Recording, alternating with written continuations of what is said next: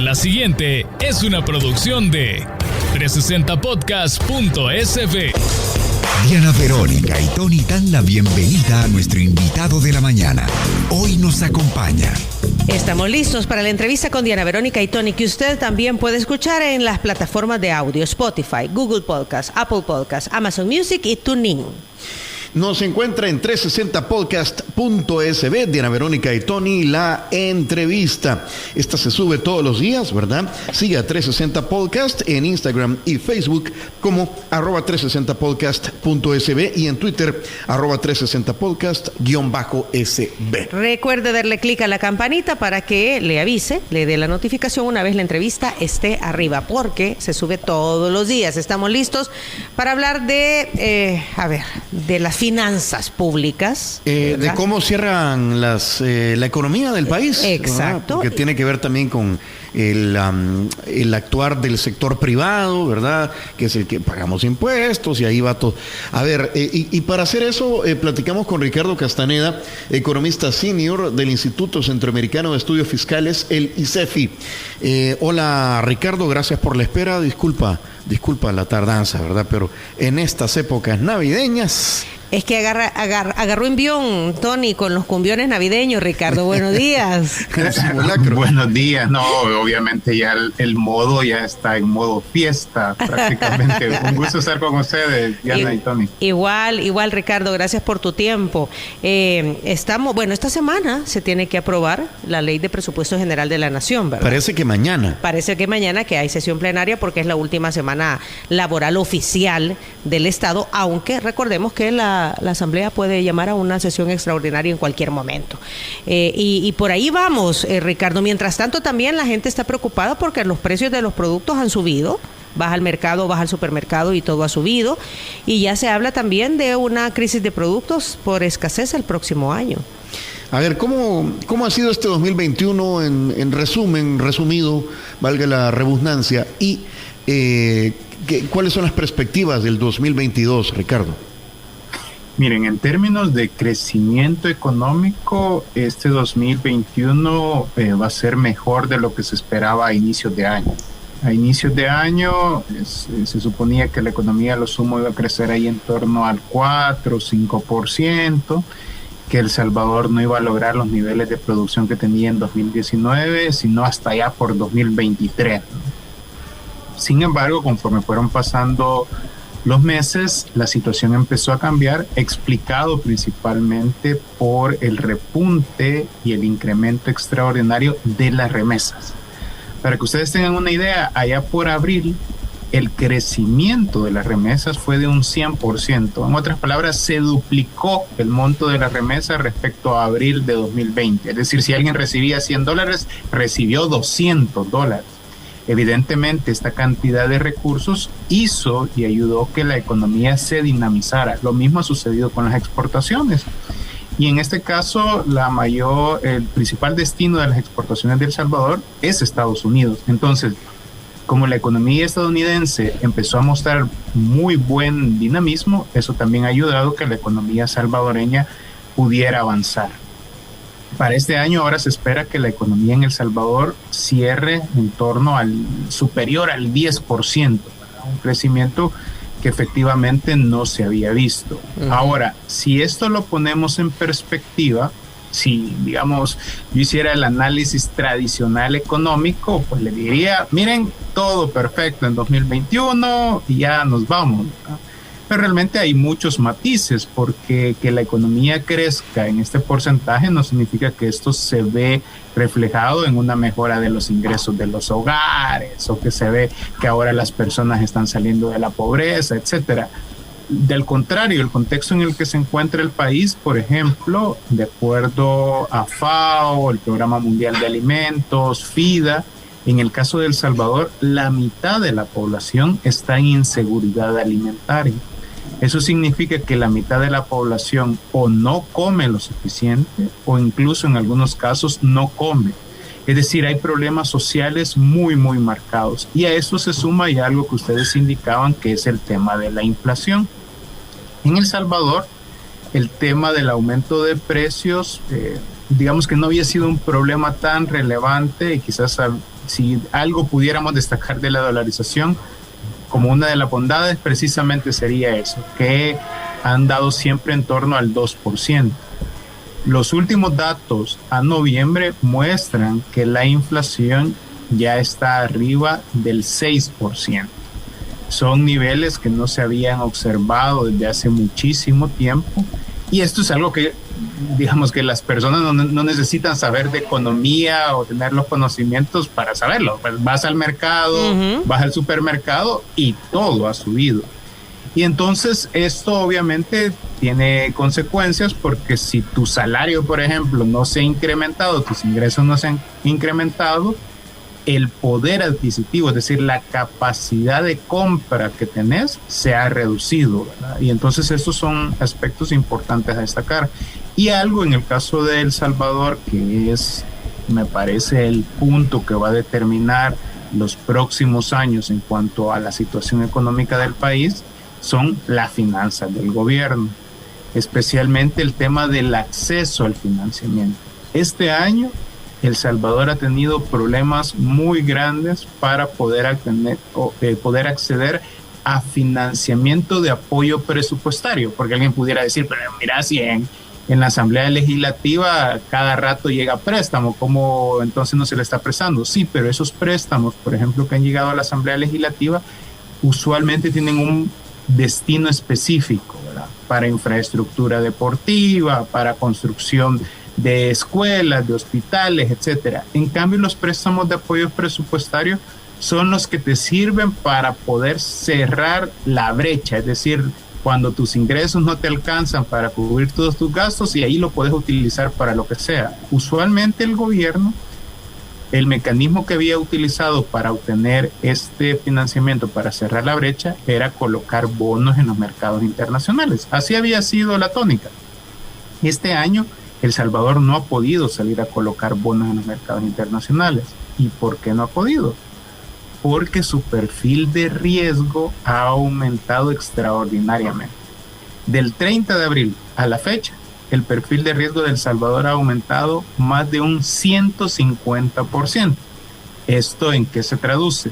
Si El Salvador hubiera salido a emitir bonos ahí por abril, posiblemente la tasa de interés que hubiera pagado hubiera sido una tasa de interés entre el 8 y 9%.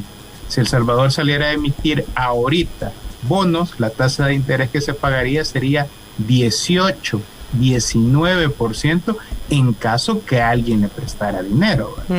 Además, el famoso acuerdo con el Fondo Monetario Internacional, que desde el gobierno lo anunciaron varias veces, ahí hay comunicados de Casa Presidencial que incluso llegaron a decir, antes de septiembre esperamos que el acuerdo esté firmado.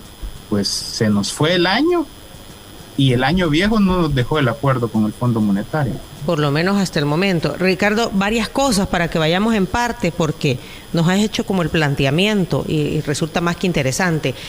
Tú decías que a abril de este año las remesas se duplicaron. Es decir, si entraban $1,000 millones, por decir algo, o $500 millones ese mes, empezaron a entrar $1,000 millones. Y esto es bueno. Ahora, y eso es lo que lleva a que estemos creciendo en un 10%. Y el otro tema son las exportaciones. ¿Es así, Ricardo? Efectivamente, digamos que son como las dos grandes variables. Que están permitiendo que el país crezca en un 10%. Ahora, ¿a qué se debe el incremento en las exportaciones?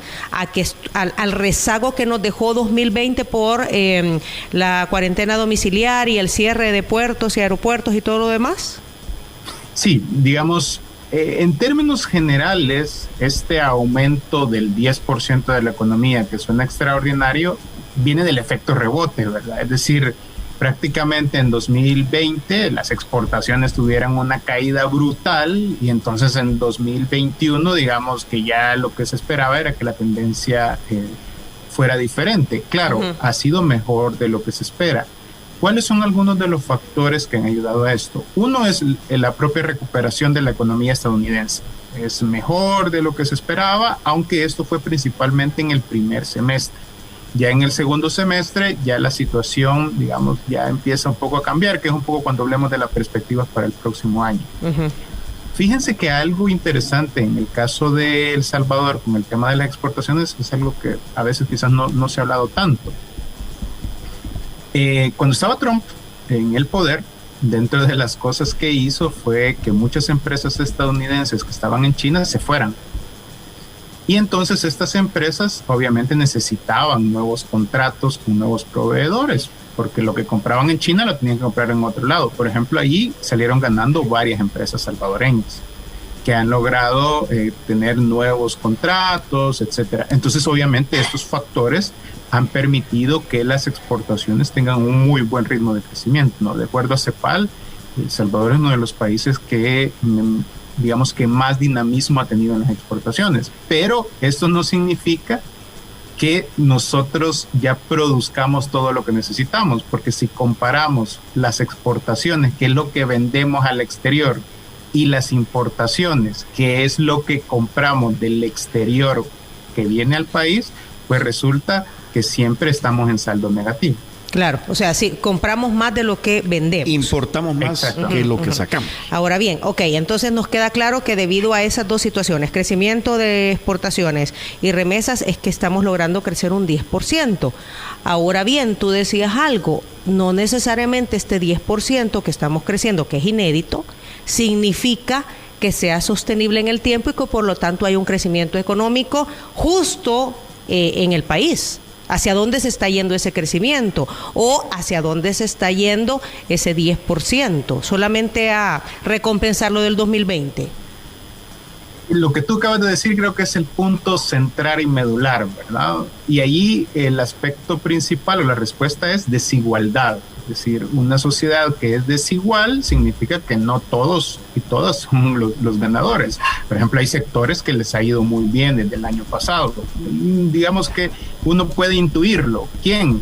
Todo lo que tiene que ver con insumos médicos. Por ejemplo, esto ha tenido un incremento extraordinario, el gasto en salud se ha aumentado y son sectores que les ha ido muy bien. Por ejemplo, este año, otro sector que ha mostrado un mejor ritmo es todo lo que tiene que ver con turismo, pero obviamente porque el año pasado prácticamente el turismo se paralizó. Entonces, existe esa combinación de aspectos de hacia dónde se está yendo ese crecimiento. Bueno, por un lado, para compensar las pérdidas que hubo en 2020, pero por el otro lado, hacia donde se está yendo ese crecimiento es a concentración de pocas manos. Yo estoy seguro que cuando veamos los resultados más adelante nos vamos a dar cuenta que la desigualdad sigue incrementando. De hecho, de acuerdo a la Dirección General de Estadísticas y Censo, y esto es importante destacarlo, en 2020 la desigualdad incrementó y eso implica un retroceso de al menos 6 años. Y también aumentó la pobreza extrema. Y este hubo un retroceso de al menos 7 años. ¿Qué te está diciendo esto? Por ejemplo, la pobreza extrema son las personas que prácticamente no tienen nada para comer. Este número de personas se ha incrementado. Por lo tanto, obviamente, el tema de la desigualdad también se ha aumentado. Y, Diana, tú señalabas algo que para mí es importante. Porque uno puede decir, va, perfecto, ¿verdad? 2021, mejores resultados de lo que esperábamos, las condiciones. Y 2022, las estimaciones oficiales del Banco Central de Reserva indican que para el próximo año ya la economía solo va a crecer 2.4%. O sea, volvemos a los ritmos anteriores. O sea, volvemos a la realidad, vaya. Sí, entonces ahí volvemos a lo que yo llamo la trampa de bajo crecimiento económico, que es en la que El Salvador ha estado metido por décadas. Y esas van a ser las perspectivas, de acuerdo al Banco Central de Reserva, del 2023 al 2027 al menos. 5 años más, del 2022 al 2027. Pero con una situación que deja la pandemia, que es una brecha entre quienes han ganado mucho y quienes casi que perdieron. Ajá, o han ganado mucho menos de momentos prepandemia. Es decir, la brecha prepandemia se hizo más profunda, Ricardo. ¿Podríamos decir eso?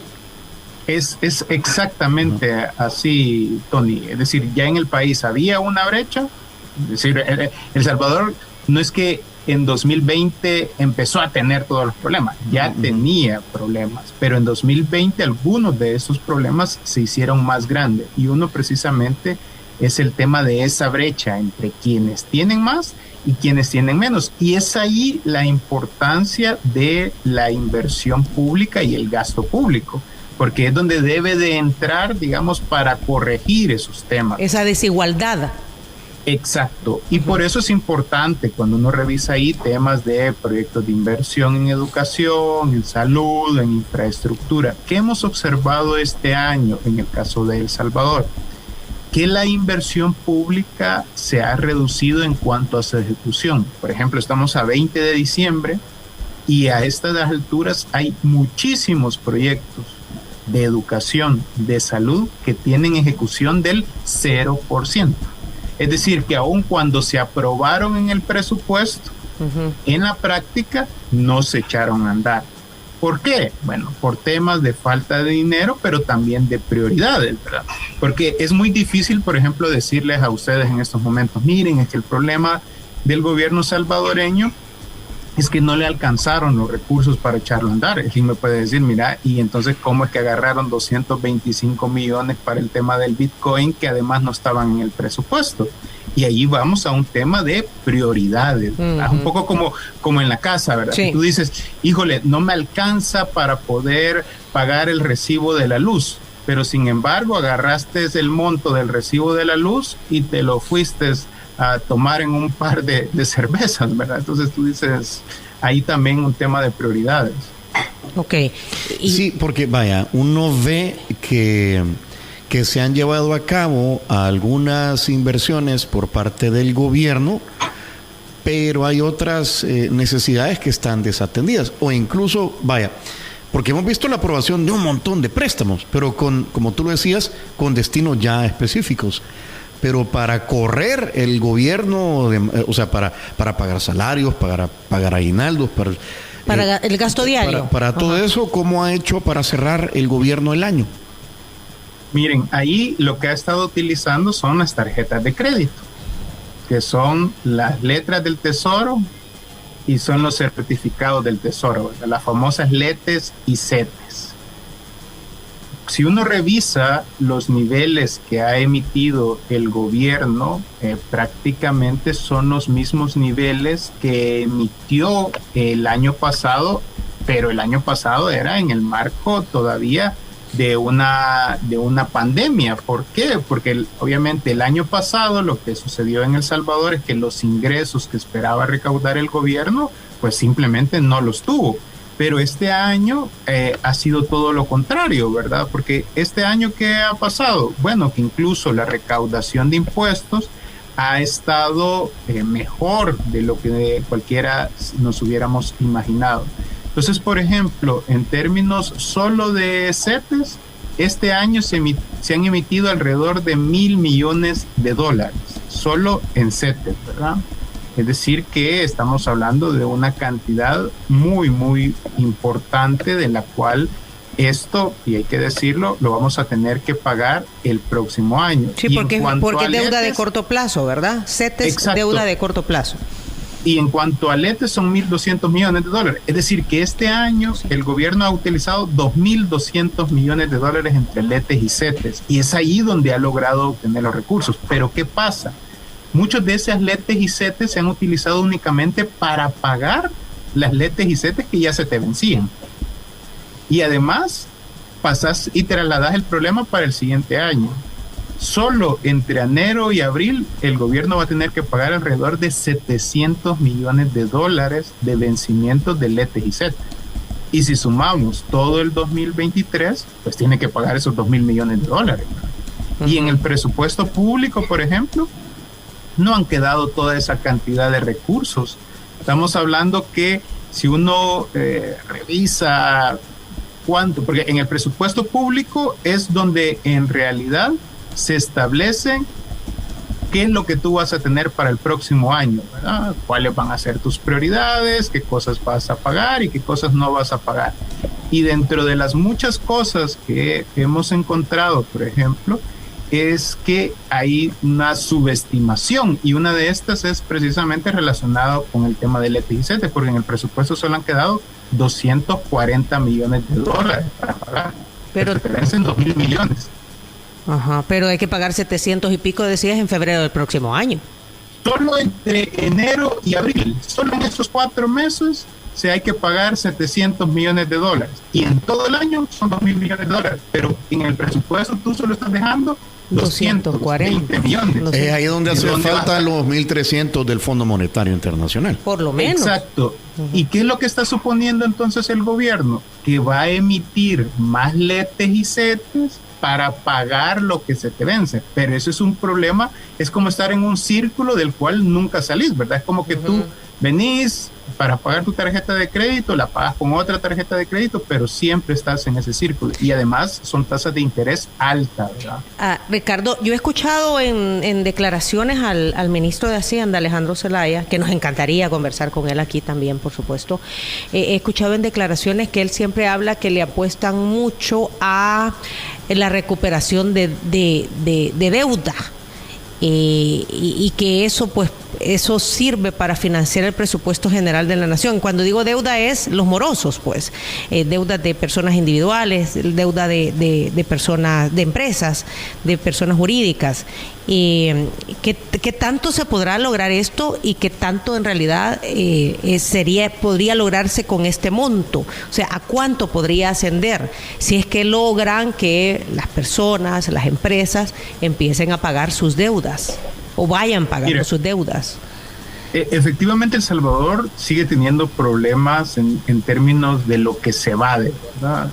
Especialmente tanto en el impuesto sobre la renta como en el IVA. Ahí podrías encontrar tú una fuente de financiamiento importante. Posiblemente algunas estimaciones muestran que estaríamos hablando de evasión alrededor de 1.500 millones de dólares al año. Pero esto, ningún país del mundo, esto suponiendo que tendrías 0% de evasión, ¿verdad? Pero esto en ningún país del mundo se logra, y menos en un país con las características de El Salvador, porque implica una transformación. Eso no significa que tú no puedas obtener recursos. Por ejemplo, mediante medidas administrativas, tú puedes aumentar la recaudación quizás hasta unos 200 millones de dólares, pero todavía sería insuficiente para todas las necesidades de financiamiento que tiene El Salvador. Es decir, la diferencia entre los ingresos y gastos de El Salvador es muy grande. Por eso es que el propio ministro de Hacienda dijo este año que El Salvador había hablado con el fondo de hacer un ajuste de 4 puntos del PIB. Uh-huh. ¿Qué es 4 puntos del PIB? Estamos hablando de alrededor de 1.000 millones de dólares entre medidas que te aumenten tus ingresos y medidas que te recorten del gasto. De hecho, yo creo que lo del recorte al FODES no responde a una estrategia de desarrollo, ¿verdad? De que desde ahora se va a hacer desde el gobierno central, etcétera. Responde a un tema de financiamiento que dijeron, bueno, por algún lado vamos a recortar. ¿Quiénes van a ser los sacrificados? Las alcaldías. ¿Qué es lo que estamos observando ahorita ya, por ejemplo, en muchas municipalidades? Aumento de tasas. Por ejemplo, en Nahuizalco ya aumentaron las tasas incluso a los vendedores informales porque obviamente van a necesitar ingresos. ¿Y qué es lo que vamos a observar? Un recorte de gastos. A mí no me extrañaría que, por ejemplo, muchas de las noticias que veamos en lo que cierre de este año sean despidos en muchas municipalidades, porque lo que está pasando es que el gobierno central le está trasladando un poco el problema financiero a las propias alcaldías. Uh-huh. Uh-huh. Pero si el mismo ministro dijo la semana pasada que no, pues sí, que el riesgo país se había incrementado y que el trato con el fondo pues no era necesario porque el año estaba cumplido todos los compromisos y que como no íbamos a salir a los mercados internacionales a emitir bonos, pues entonces que ahorita a mí no me importa que el riesgo país esté alto, eso se va a arreglar. Sí, porque no íbamos a buscar deuda, a conseguir deuda. Pero si no te dan los 1.300 el Fondo Monetario Internacional, entonces, ¿qué va a pasar mañana que aprueben el presupuesto? Va a haber mucho de ese presupuesto que no va a tener financiamiento. Y acuérdate que mañana se pasan, son 2 aprobaciones, o mañana o cuando lo aprueben. Está la ley del general del presupuesto y después aprueban el financiamiento. El financiamiento. Uh-huh. Entonces, De hecho, ¿qué va a suceder mañana? Cuando llegó las autoridades de Hacienda a la comisión para explicar el presupuesto, hay una lámina o un slide en la cual él dice de dónde se va a obtener el financiamiento que todavía no se tiene seguro, que son alrededor de $500 millones. Y dice que esto provendrá de un acuerdo con el Fondo Monetario Internacional y además de préstamos con el Banco Mundial y del Banco Interamericano de Desarrollo una vez esté suscrito ese acuerdo con el Fondo Monetario Internacional. Pero eso ya sabemos que no va a pasar. ¿Y por qué es que ese acuerdo no se ha logrado? ¿Por qué es que el perfil de riesgo de El Salvador ha aumentado tanto? Ahí la respuesta no la encontramos en el área económica. La respuesta la encontramos en el área política. El incremento del perfil de riesgo de El Salvador ha sido, por un lado, el debilitamiento o casi ya destrucción de la poca institucionalidad democrática del país. Ahí hablamos de destitución de magistrados, de fiscal, etcétera, y por la promoción de la ley Bitcoin, que son como los 2 elementos que han ocasionado, por un lado, que tú no hayas logrado colocar bonos en los mercados internacionales, porque sería un suicidio financiero salir con esas tasas de interés, y adicionalmente por estos aspectos políticos. Por cierto, en lo del perfil de riesgo, El Salvador, a inicios del año 2020, para que ustedes tengan un poco la idea, estábamos en mejores condiciones incluso que Costa Rica. Y en América Latina estaba por encima países como Ecuador. A estas alturas ya El Salvador se ha distanciado sustancialmente de Costa Rica y ya hemos superado a Ecuador y ahorita ya estamos cercanos a Argentina, que es el segundo país con el perfil de riesgo. El primero es Venezuela, que tiene sus propias características. Entonces, cuando uno revisa los datos, si ustedes no saben, ¿verdad?, lo que ha pasado aquí en El Salvador, alguien de afuera dice, a ver qué pasó a partir del 30 de abril, porque es justo en ese punto, pues, el 30 de abril, 1 de mayo, que es donde se empieza a cambiar la tendencia y es donde ha habido un incremento exorbitante del perfil de riesgo. Y entonces muchas de las personas, ¿verdad?, que ahorita nos pueden estar escuchando y viendo, dicen, hombre, si esos temas de que quiten a los magistrados, al fiscal, si conmigo no tiene nada que ver. Pues sí tiene mucho que ver, porque resulta que estos aspectos políticos siempre se traducen en aspectos económicos. Y si se traducen en aspectos económicos, tarde o temprano, en este caso con sus impuestos, tienen que pagar las consecuencias de ellos. Imagínense ustedes pagar casi ahora el doble de una tasa de interés únicamente por aspectos políticos. Obviamente es un costo muy grande para el caso de El Salvador.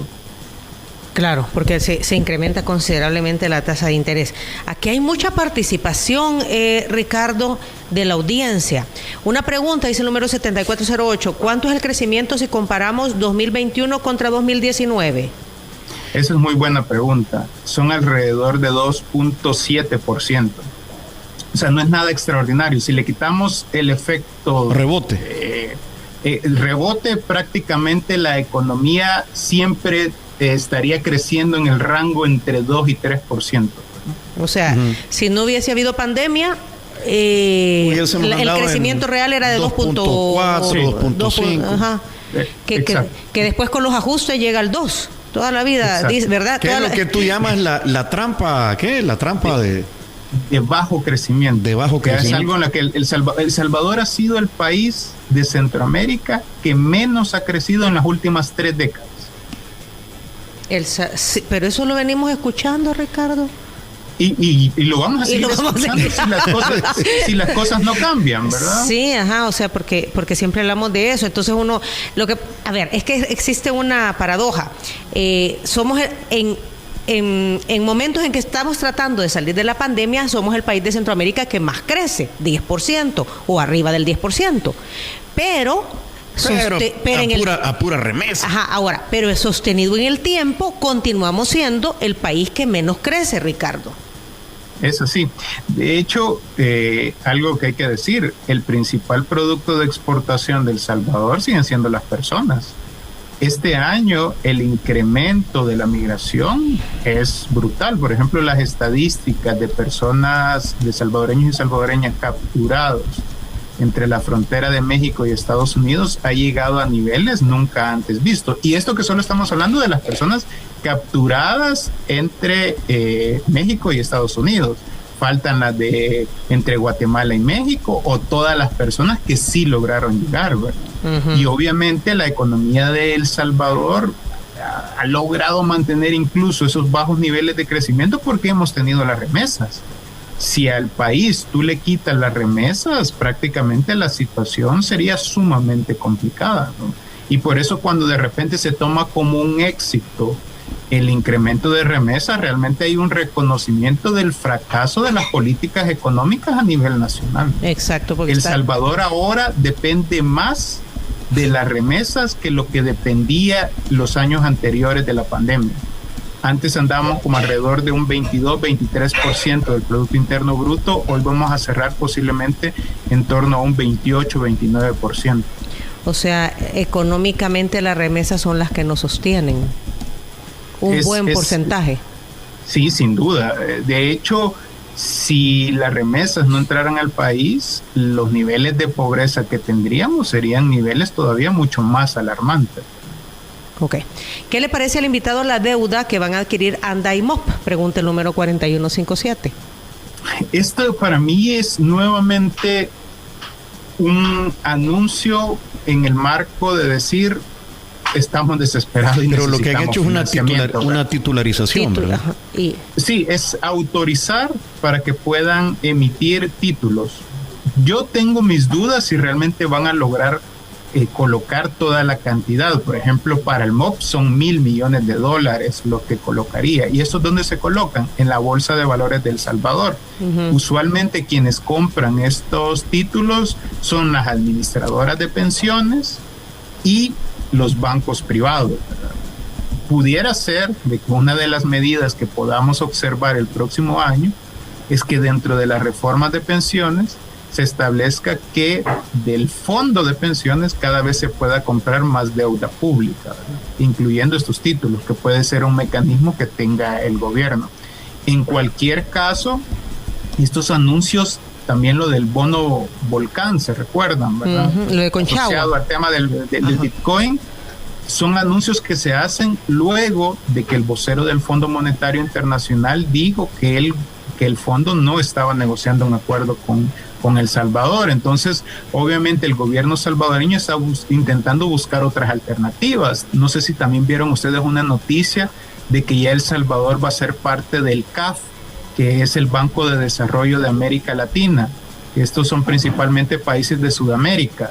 Y obviamente esto va en la lógica de poder encontrar otras alternativas de financiamiento. Sin embargo, dadas las necesidades que el gobierno tiene, realmente va a ser muy complicado poder encontrar todo el dinero. Hablábamos de que 2022 se vencen estos 2,000 millones de letes y setes. Uh-huh. Pero en 2023 hay un vencimiento de 800 millones de eurobonos. Eso significa que eso los tenés que empezar a gestionar el próximo año. Exacto. ¿Quién te va a prestar 800 millones con las condiciones actuales? Si dijéramos que El Salvador mantendría este nivel de riesgo, prácticamente el camino que se llevaría es del riesgo latente de impago. Obviamente esto puede cambiar muy rápidamente. Ricardo, por otro lado, uno escucha frases como: el hospital de mascotas lo estamos construyendo con lo que se ha ganado de Bitcoin, uh-huh, de las operaciones. ¿Cómo se explica eso? O sea, ¿de dónde sale el dato? ¿Cómo se sabe si el tema de las operaciones con Bitcoin se están generando ganancias como para ir a construir un hospital de mascotas, por ejemplo? O ¿por qué no agarrar de ese dinero para pagar deuda que ya se nos está venciendo? Miren, o El Salvador ha reinventado cómo funciona el tema financiero, o nos están metiendo gato por liebre, ¿verdad? ¿A qué me refiero con esto? Para empezar, de acuerdo a lo que se ha publicado en los tweets del presidente de la República, que es toda la información disponible que tenemos en estos temas, prácticamente la cantidad de Bitcoin que ha comprado El Salvador ronda ahí, como esto es fluctuante y no sabemos incluso el tipo de cambio exacto, pero pongámosle alrededor de $60 millones, ¿verdad? Pero dice el mismo presidente que han descargado 3 millones de salvadoreños el archivo Wallet. Y a cada descarga se le han otorgado $30. Eso significa que se otorgaron 90 millones. Pero ¿y si solo El Salvador compró 60? ¿De dónde salieron los otros 30? Primer punto ahí raro, ¿no? ¿Y lo del fideicomiso, pues, que crearon? Está el fideicomiso, pero de acuerdo a lo que se ha dicho, solo se ha comprado esa cantidad de Bitcoin. ¿De dónde entonces la cantidad de Bitcoin? Yo, por ejemplo, lo que creo es que hasta este momento no hay certeza que lo que esté circulando en el archivo Wallet realmente sea Bitcoin. Puede ser un token digital con respaldo en Bitcoin, pero no necesariamente Bitcoin. Uh-huh. Vamos a la siguiente parte. Dice el gobierno que entonces ha obtenido ganancias, ¿verdad? Uh-huh. Pero tú, para obtener ganancias tienes que vender Bitcoin. Eso es como que tú tienes una casa y cuando tú compraste la casa valía $100 y ahora te fueron a hacer el valúo y te dicen, mire, ahora su casa vale $200. Pero tú, para observar ese aumento, esa ganancia, ¿qué tienes que hacerlo? Venderlo, ¿verdad? Porque si no, ¿cómo vas a obtener esos recursos? Uh-huh. Pero si el gobierno además se supone que esos Bitcoin los trasladó a la ciudadanía a través de las transferencias, entonces, ¿realmente quién posee esos Bitcoin? Tercer punto, si uno revisa los tipos de cambio o el valor del precio del Bitcoin, en realidad a esta altura el gobierno tiene pérdidas respecto al valor que compró los Bitcoin en distintos momentos. Porque ha bajado. Porque ha bajado. Pero a pesar de eso, se señala que se está financiando estas cosas, ¿verdad? No cuadran. O sea, los números no cuadran. ¿Cómo se manejan? No se entiende. Yo he dicho desde el inicio, la implementación del Bitcoin o de la ley Bitcoin en El Salvador ha sido un experimento que combina improvisación y muchísima opacidad, la falta de información y demás. Yo no descartaría que en realidad estos anuncios del hospital para mascota, construcción de escuelas, en realidad solamente sea una estrategia de mercadeo, de decir, esto lo estamos financiando con ganancias, pero en realidad con quien se está financiando es con los impuestos que paga toda la población. Uh-huh. Ok. Hay que reducir el salario arriba de $1,800, dice aquí el número 557. Bonos, aumento de salario por ley a los burócratas, no los afectó mucho económicamente. Por el lado privado se arrastra desempleo y bajo salario, cierres, bajo dinamismo. No le pasen al ciudadano, dice, con más impuestos para hacerle frente a la situación económica. ¿Puede haber préstamo con el FMI si no se renuncia al Bitcoin? Pregunta el número 7598. Y nuestro anterior amigo pues decía cuál es su propuesta para en realidad hacerle frente al déficit del presupuesto general de la nación.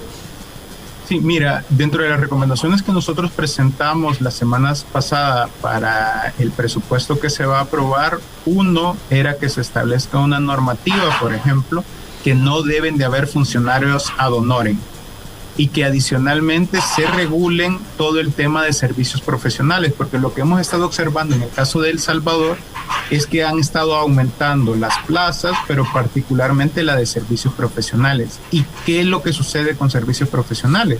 Que resulta que hay salarios más grandes que el propio presidente de la República, ¿verdad? Es decir, hay asesores que ganan más que el presidente de la República. Eso no tiene ningún sentido. Y además, obviamente, esto te hace que las escalas salariales dentro del sector público sean muy diferenciadas y dependa casi de la capacidad de negociación que vaya a tener cada una de estas personas.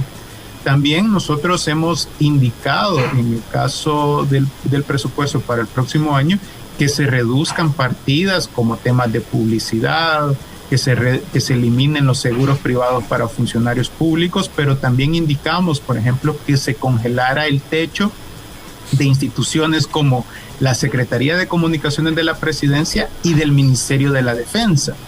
¿Por qué hacemos hincapié en eso? Porque, por ejemplo, el Ministerio de la Defensa ha sido de los ministerios que más recursos ha venido incrementándose.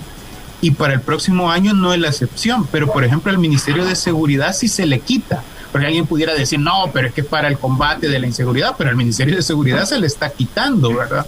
Y entonces, frente a esto, obviamente el presupuesto debe reflejar las prioridades. Y estos recursos, aumentarlo a aquellas áreas que para nosotros realmente lamentamos que vayan a tener recorte dentro del presupuesto 2022. ¿Cuáles?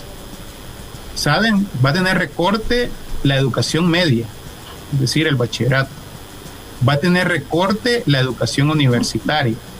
Va a tener recorte la infraestructura hospitalaria del país. Recorte los programas dirigidos específicamente para mujeres y para jóvenes, y adicionalmente se les reducen recursos a la estrategia de erradicación de la pobreza, en un contexto que habíamos estado hablando que se está aumentando la pobreza. Es decir, sí hay un serio problema de prioridades en el caso del presupuesto que deberían de corregirse actualmente en lo que se está discutiendo en la Comisión de Hacienda. Ahora, esto debe de ser acompañado de una estrategia y una hoja de ruta con medidas de corto, mediano y largo plazo que te permitan ir reduciendo esa brecha entre tus ingresos y gastos. Y ahí pasan por aspectos relacionados al combate a la evasión, al combate también a cualquier tipo de delito fiscal, pero también revisemos los privilegios fiscales, ¿verdad? Es decir, aquellos sectores que no pagan impuestos.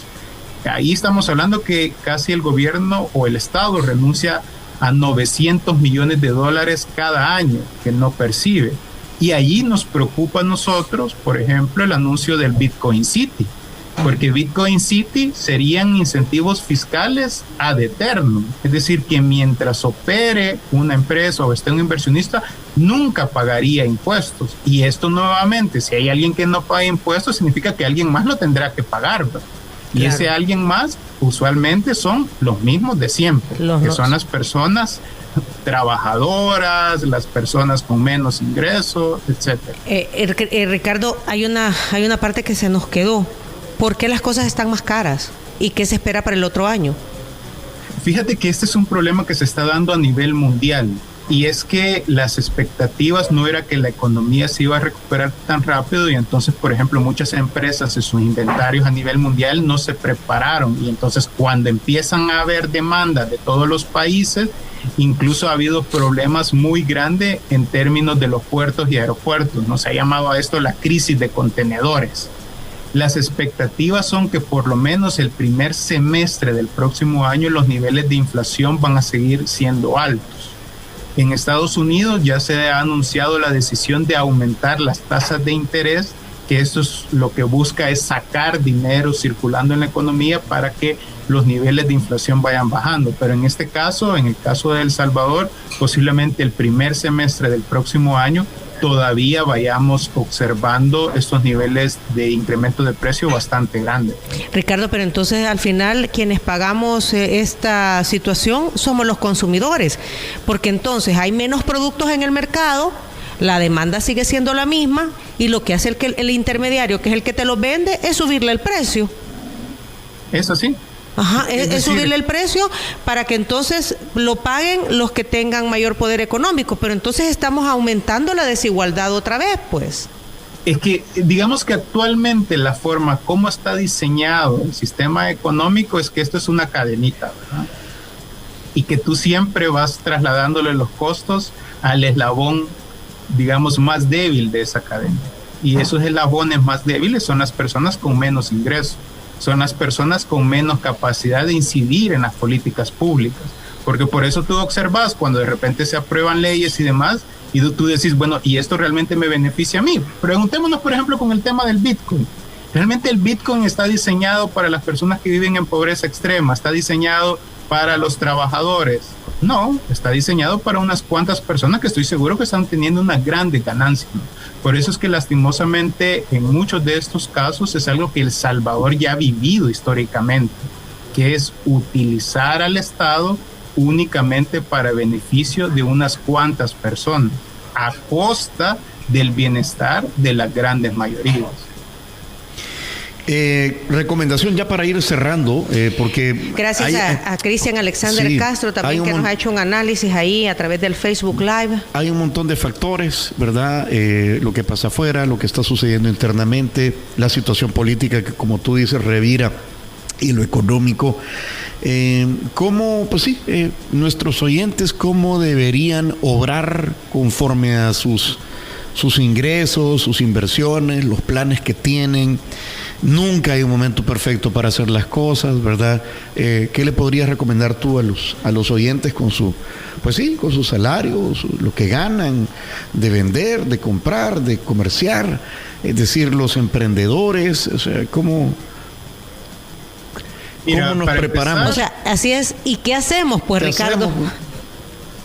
El 2022, si lo definiera en una palabra, es incertidumbre, ¿verdad? Incluso por el propio tema de la pandemia. La nueva variante está observándose que ya en Europa se están dando confinamientos y todo, y usualmente tenemos un retraso de un par de meses, y entonces posiblemente vayamos a tener también una ola.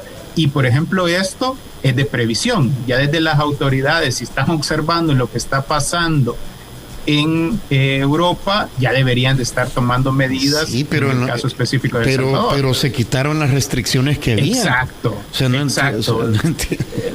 Entonces, por ejemplo, uno de los aspectos principales que se debería de hacer ahorita es eso, ¿no? Quizás establecer medidas de bioseguridad. No estoy hablando de cerrar la economía, pero por ejemplo, hombre, algo tan básico, ¿verdad? Pida cartilla de vacunación, pida pruebas cuando entren al país, y es algo que se está haciendo en todo el mundo, y mejore todavía más el ritmo de vacunación, especialmente yendo a aquellos lugares del áreas rurales y todo donde hay menos acceso. Luego, obviamente para las personas, digamos, que es la gran mayoría, en la medida de lo posible, que tome previsiones, ¿verdad? Pueden seguir habiendo incrementos de precios, que no hagan compras de productos que realmente no van a necesitar, que mejor se esperen el primer semestre para luego hacer esas compras o esos lujitos que uno llama, ¿verdad? Porque la situación posiblemente no sea la más adecuada.